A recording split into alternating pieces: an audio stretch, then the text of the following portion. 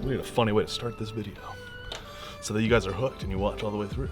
Just yesterday, I received in the mail from RunCam their new RunCam Link. It uses the Phoenix HD camera combined with the Link, which is, I mean, it's essentially, it is a Caddx Vista / Nebula. Like, it's like they use all the same hardware. DJI has kind of like said, this is the device that you use, and then these companies like RunCam and Caddx swap out the cameras. RunCam, as in the past, made products for the DJI digital FPV ecosystem, but it actually wasn't licensed. Like, they just were like, hey, we can make a camera, and then they just did it, and then people started buying it. So now they haven't, this is their first like official partnership with DJI to be making FPV products. So the RunCam Phoenix, you can see, is right inside here, is just, you know, that same Caddx shaped, I'm sorry I use the word Caddx a lot, that's just like what I know it as, but like that smaller DJI Air unit, and they've produced the actual camera that's being used here. Now, I didn't leave myself enough room when I was building this drone for this video, so the camera is sticking out in front, but it actually would fit inside the frame. And it also comes with its own antenna, which kind of got a nice little thing. This is not the right antenna placement, don't judge me for that. So what I've done is I've got it installed into this bird so that we can actually test this out, get a kind of, I really just want to get the experience of, I know that this is only 60 FPS, where the older DJI Air unit was 120. So I'm like, basically the question I'm trying to ask is it viable in a professional and a freestyle environment to have only 60 FPS because there's such a shortage in availability of the 120 FPS DJI systems, like the traditional Air unit. So what I'm gonna do is fly a battery on the traditional Air unit really quick, have fun, kind of feel it out and make sure that I'm like, you know, my brain is primed for what that experience is like, and then we'll switch over to the RunCam unit on basically equivalent drones. So let's get both these in the air and see how they compare. So yeah, I mean, it's the standard DJI experience. Flies really good, feels really nice and snappy. I honestly love this thing, this particular setup a lot. It's my favorite that I've used. And yeah, we don't judge it based on the signal that we're getting, because where we're standing is like the worst possible place for good FPV video signal. So we're not going to be judging on that. We're kind of just looking at the picture rather than like anything to do with the actual signal that we're getting, because we're not comparing that right now. But yeah, feels pretty good. This is RunCam Link Flight 1.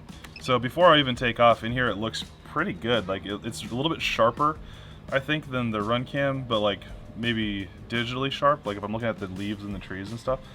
It's a little bit more saturated, but because of this type of camera, we're limited only to 16:9, so we're not able to actually look in 4:3, which is what I always fly in, so it's kind of a little bit weird. So let's get in the air and see how it feels with 60 FPS.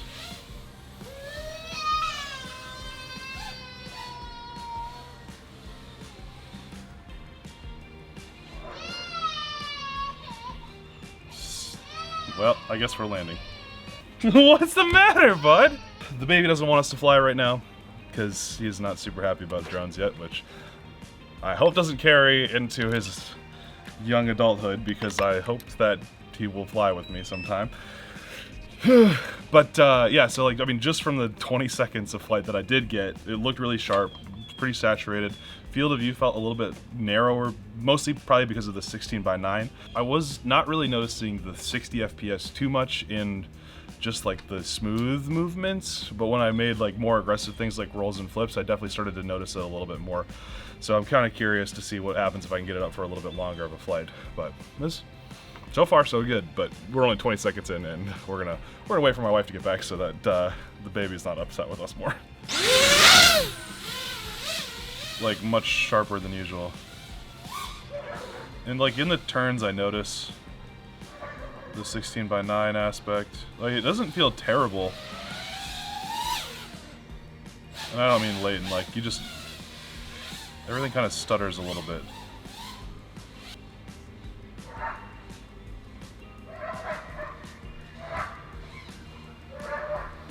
Is it terrible? No.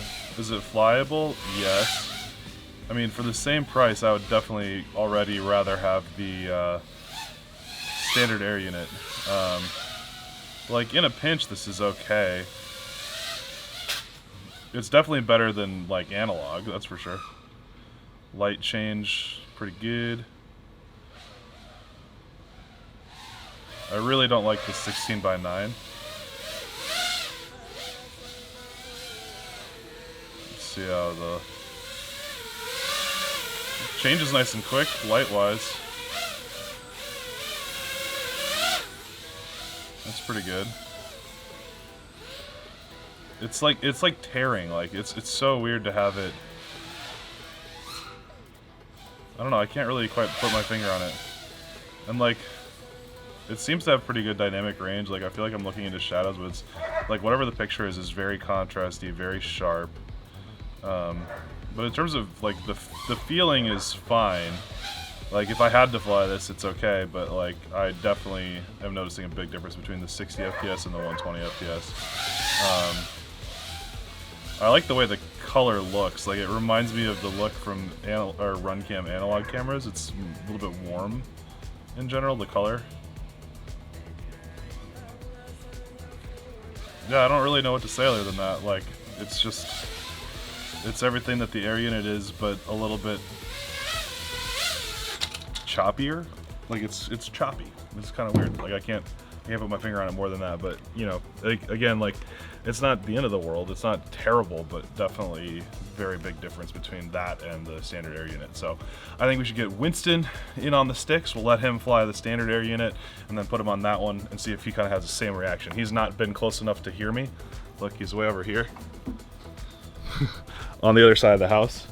So he hasn't been hearing what I've had to say yet. So I'm excited to see if it resonates with my experience. So Winston, you're up. All right, here we go with normal drone. All right, so yeah, this thing looks good. Yeah, so usual DJI quality with this. It's got the focusing mode on there, so I can notice that, but that's the usual. Latency is nice and low at like 24. All right, so overall, yeah, camera's definitely the quality you're used to with a good setup on the DJI. Still got plenty of light in the shadows, sun's not blown out. Latency feels good.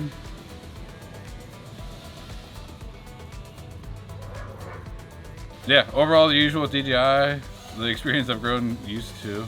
I'm definitely liking the field of view 4x3. Yeah, that's a lot of drone without a GoPro. Yeah, the usual DJI quality I'm used to. Nothing stood out. Really good latency though. What I'm used to, you know. I've flown these cameras for a while, so it's nothing too out of the ordinary. Definitely like the field of view in the 4x3, so we'll see how it goes with the 16:9, but let's do it.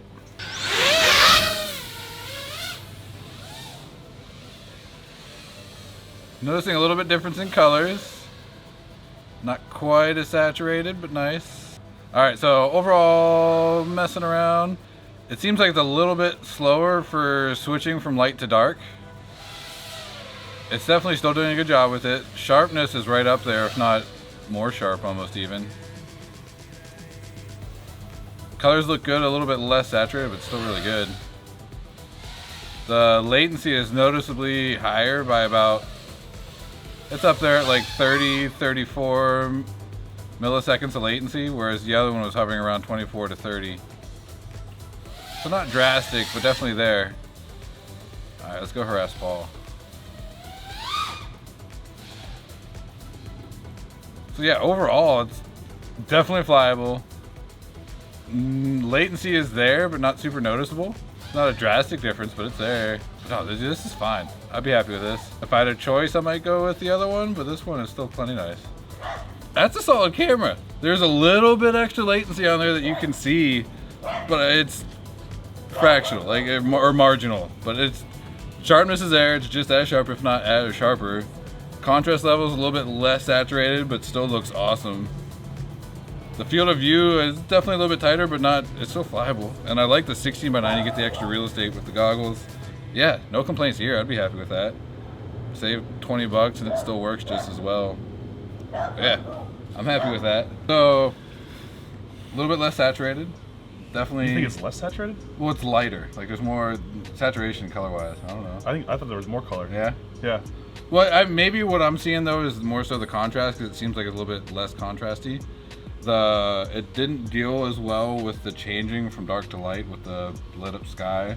Like it was a little bit less. It was still quick though, right? Oh yeah, it was plenty quick. Not as quick, but still quick. Yep. Sharpness, it felt like it was as sharp, if not sharper. not in a bad It's way. definitely sharper. Yeah. Yeah, definitely. Like, because like I was looking at like the leaves of the tree, and you comment on the plane, it's like it's way sharper than the. And I would say it's like a digital sharpening though too. I'm not saying it's got more detail. I'm saying it has a higher sharpness factor, which is endemic of RunCam. Yeah, I mean, like the RunCam 5 has like a sharp mode.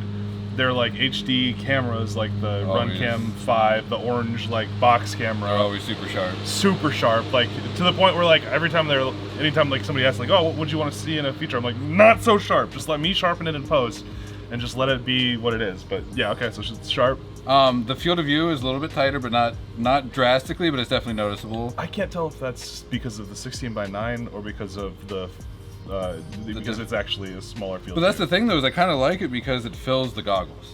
Like I don't like it being tighter, but I like the fact that it fills the goggles. So, but I prefer 4x3, but that was not a bad experience. What about the frame rate? I didn't notice too much as far as the frame rate, like motion blur or anything like that, with the image quality that I saw on the goggles. I did notice that latency was 5 to 10 milliseconds slower on that camera. I tried to make sure I paid attention to that on each of the setups. Yeah. The original one was like right around 25 to 30. This one didn't go below 30 that I noticed. Oh, you were watching the actual thing, so it stayed at 30 or more. With 30 or more. Interesting. So that is one thing I noticed. So he's talking about in the bottom right corner of DJI screens, there's an actual like latency, like millisecond response time that's down there alongside the bit rate. And you're saying that you never saw that go below 30. Not that I noticed. I didn't stare at it the whole time flying, obviously, but I made a point to look at it not only in the front yard but also the backyard where I was behind the house with less signal strength. And part of that, I guess, is because at 120 frames per second, you have more frames and more chances to say, hey, I need that signal back again. If I had a chance, I would prefer the original one, but I would be completely happy with running this as well. Okay. That's the easiest way, I think. So my consensus was I would fly this, but I absolutely, like, I'm not going to take that to a professional gig or something like that compared to the DJI, the regular air unit at 120 FPS, because the 60 FPS actually bothered me quite a bit. Like, it just felt like I was living in a stuttery world. Like, so.